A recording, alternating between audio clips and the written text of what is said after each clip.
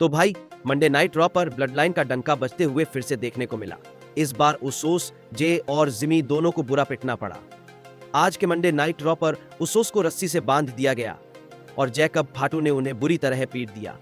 लेकिन भाई जे उसो अब भी ब्लड लाइन ज्वाइन करने में इंटरेस्टेड नहीं लगते हैं। आखिर आज के मंडे नाइट रॉ पर क्या कुछ हुआ, मैं आपको सब कुछ डिटेल में समझाता हूं।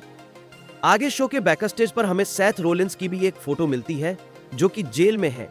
और बेसिकली भाई आज के मंडे नाइट रॉ पर ब्रॉक लेसनर और सेथ का फेस ऑफ होने वाला है।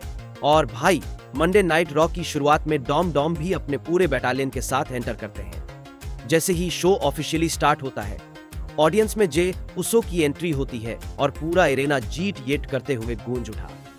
जे उसो सबसे पहले रिंग में आते हैं और बोलते हैं कि वो अपने भाई जिमी उसो को बुलाना चाहते हैं।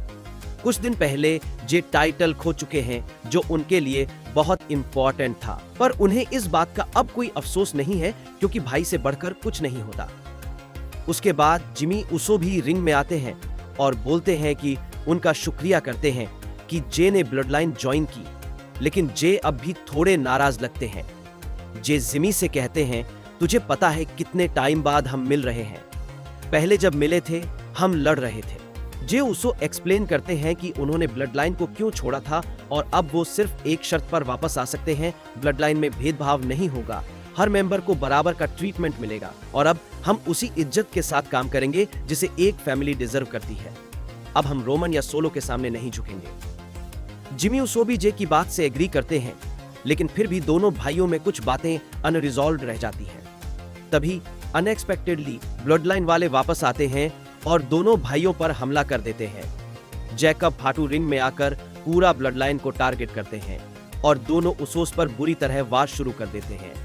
जिमी उसो पर जैकब फाटू लिटरली चेयर का हमला करते हैं और अपना बैक स्प्लैश फिनिशर लगाते हैं।